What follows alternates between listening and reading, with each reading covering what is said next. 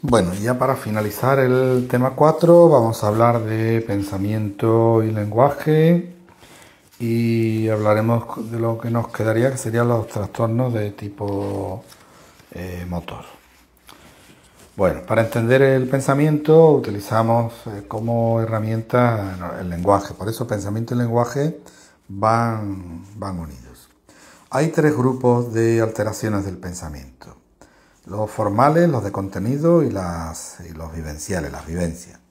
Entre los formales estarían la velocidad, los relacionados con la velocidad y la forma. En cuanto a la velocidad, las alteraciones de la velocidad serían la bradisiquia, la taquisiquia y los bloqueos. Y con respecto a la forma, pues sería la perseveración.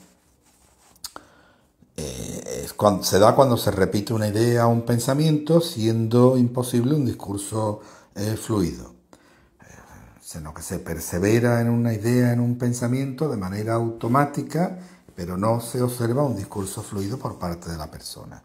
O el pensamiento disgregado, donde las frases son correctas, pero el discurso está inconexo. O el pensamiento incoherente, donde no hay ninguna idea principal y además el lenguaje es incomprensible. No sé si alguno de vosotros ha visto alguna película de Antonio Ozores y habla y dice cosas que no tienen nada que ver, suele hablar que apenas se le entiende y normalmente acaba su frase diciendo no, hija, no, ¿no?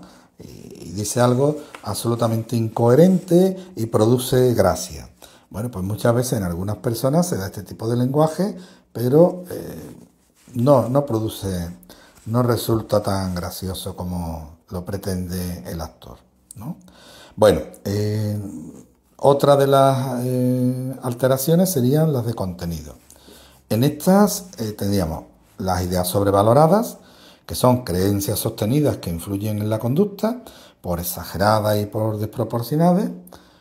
Las ideas obsesivas, impulsos persistentes, no deseados normalmente, son irracionales y generan ansiedad. Las ideas fóbicas, que son miedos excesivos, irracionales a cosas, situaciones, anticipatorias de las personas. O ideas delirantes, que se califican como extremas o extrañas, absurdas, pero y además se sostienen sin evidencias. Las ideas delirantes pueden ser por su origen primarias o secundarias, es decir, primaria, creencias falsas sobre la realidad por vía patológica, y las secundarias o deliroides, que serían a consecuencia de otros fenómenos primarios. Y por su contenido, es lo que conocemos de manera más corriente, pues serían aquellos delirios de persecución, que sería el más frecuente, personas, sobre todo en las de tipo paranoide o los trastornos de tipo paranoide, tanto en la esquizofrenia como en las personalidades, donde se estima que la persona piensa, cree firmemente que alguien lo está vigilando, lo está persiguiendo, y siente una amenaza en esa persecución, ¿no? Hay delirios de grandeza, donde se estima de forma exagerada tanto los bienes como las capacidades. Hay delirios de posesión o místico, creerse en la reencarnación de un ser histórico o religioso, por ejemplo. Delirios celotípicos, donde se interpreta cualquier indicio como prueba fidedigna de una infidelidad de la pareja. Delirios de culpa, esa convicción de haber hecho algo imperdonable, aunque realmente desde el punto de vista objetivo, pues lo que ha hecho no es tan imperdonable, pero esa persona no vive con ello, ¿no? O también la de el robo del pensamiento, como si una fuerza externa le quitara las ideas. Esto se da algunas veces por el consumo de algunos psicofármacos. Los pacientes refieren que como si les robaran el pensamiento. Se da con algunos antipsicóticos sobre todo. Bueno, hay otro tipo de alteraciones que serían las ideas fóbicas, que son miedos excesivos a objetos, situaciones, personas, insectos. Se dan con cierta especificidad. reaccionan de una manera desproporcionada e irracional en relación a la causa que lo provoca. Que cuando hablamos de idea fóbica no nos referimos solo a una fobia, por ejemplo, tener un cierto miedo a un espacio pequeño. Eso puede ser normal. Lo que no es normal es cuando ese miedo a los espacios pequeños se hace absolutamente insuperable. En este caso, un ejemplo sería la criptofobia, miedo a esos espacios pequeños. La agorafobia es todo lo contrario, miedo a los espacios abiertos, pero no solo a los espacios abiertos, no solo lo relacionamos con los lugares, con el campo. De hecho, el ágora viene del griego. El ágora era la plaza de la polis, de la ciudad. Sino también el miedo a los lugares en los que es difícil salir. Por ejemplo, en el transporte público, en un cine, en un lugar donde para salir hay una cierta dificultad o bien tenemos que esperar la cola, ese tipo de situaciones. Hay otro tipo de fobia con nombre propio, hay muchos, eso lo podéis encontrar en las redes, en internet, fobias con nombre propio. La algofobia, que sería el miedo al dolor, hay miedo también a las agujas, las inyecciones, la balenofobia, la claustrofobia, que lo conocemos todos, a los espacios cerrados, la zoofobia a los animales, y en la diapositiva que vemos hay una cucaracha. Pues el miedo, no me refiero solo a la repugnancia, al rechazo que cualquier persona normal puede tener a una cucaracha, ¿no? Porque lo asociamos a suciedad, o lo asociamos a algo que nos genera rechazo, sino una auténtica fobia. En el caso de las cucarachas, esa fobia se llama blatofobia, porque cucaracha, como insecto, pertenece al género blata, por eso se le llama blatofobia. Bueno, ya vamos a hablar de los trastornos del lenguaje, de las alteraciones del lenguaje, ya sean funcionales u orgánicas. Las funcionales serían la ausencia de ella o mutismo. Veremos más adelante el mutismo selectivo, donde hay una ausencia y en cambio no hay ningún tipo de dificultad para hablar, no hay ninguna causa orgánica que lo impida, simplemente esto se suele dar en niños. Y en una edad, en las primeras etapas, ciclos de la enseñanza primaria, 6, 7, 8, 9 años, niños y en niñas. También hablamos de las alteraciones del ritmo, que serían la taquifemia, la bradifemia, la espasmofemia y también un cuarto que sería la interrupción del flujo del habla o repetir las sílabas iniciales de las palabras, que es un tipo de disfemia. Cuando hablamos de disfemia, ahí entraría la tartamudez, por ejemplo, pero no solo esa, sino cuando una persona habla muy lentamente, que sería la bradifemia, o cuando habla muy rápido, pero con orden o sin orden. No necesariamente tiene que hablar sin orden, sino puede hablar con orden, pero muy rápido, una taquifemia. La interrupción del flujo del habla sería un tipo de tartamudeo tónico, en el que parece que le cuesta arrancar, por eso repite las primeras sílabas iniciales, ¿no? de las palabras. Y en la espasmofemia, en la tartamudez de tipo clónico, pues cuando la persona, las palabras parecen metralletas. Bueno, seguimos con alteraciones funcionales del habla, entre las que estaría las alteraciones de la significación. Ahí tendríamos los neologismos, que serían expresiones sin significado, o un palabra que se inventa una persona, por eso es neologismo, o un paralogismo, en el que se le da un significado diferente a una palabra. Es como cuando alguien dice, pues esa persona es que es muy, muy rígida, y en cambio quiere decir que es muy frígida, refiriéndose a una cuestión de apetito sexual, ¿no? O esto se emplea también muchas veces en algunas comedias, ¿no? Se utilizan estos paralogismos. También se utiliza el paralogismo como una manera de liar la cosa, como el hacer proposiciones falsos, ¿no? O cuando se utilizan silogismos falaces, donde se emplea, por ejemplo, se dice, los perros son animales, estamos de acuerdo, los gatos son animales, bueno, pues entonces significa que los perros son gatos, no, es una manera, eso sería un paralogismo. Hay también alteraciones de carácter iterativo, que serían la estereotipia, que es la repetición sin ningún motivo ni ningún fin, simplemente se repite esa palabra una y otra vez. Eso se ve en muchas películas de pacientes psiquiátricos encerrados, se ve como repiten una y otra vez esa palabra, ¿no? En Alguien voló sobre el nido del coco, si lo habéis visto, se repiten.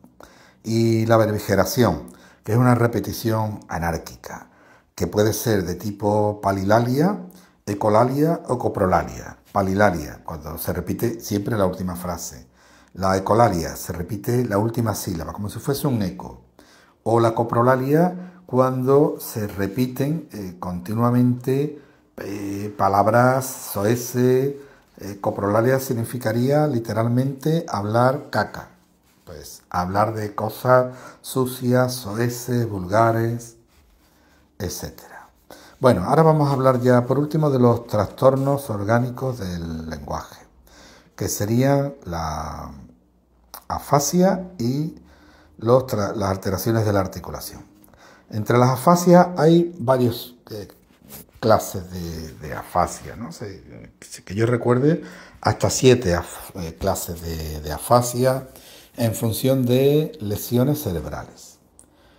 Pero las más conocidas son la afasia motora, que es la afasia de Broca, donde la persona lo que le cuesta es articular palabras. Son personas que han tenido algún tipo de traumatismo craneoencefálico en el hemisferio izquierdo, que es donde se encuentra en el lóbulo frontal, el área de Broca,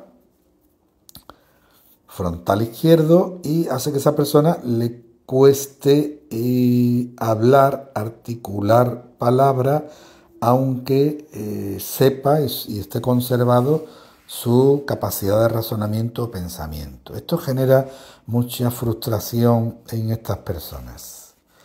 Y está la afasia de Wernicke o sensorial, se encuentra en una zona posterior, también en el hemisferio izquierdo, el área de Wernicke, y cuando hay una lesión en ese área, pues la persona habla pensando, creyendo que está hablando en un lenguaje para los demás comprensible, pero nosotros los estamos escuchando como si estuviesen hablando en yugoslavo. No lo entendemos, pero en cambio hay muchísima fluidez verbal por parte de esa persona.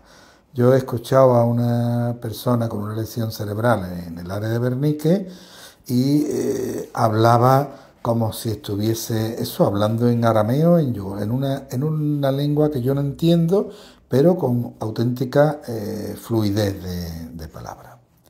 Bueno, y por último, en el lenguaje, las alteraciones de la articulación, la disartria y la dislalia.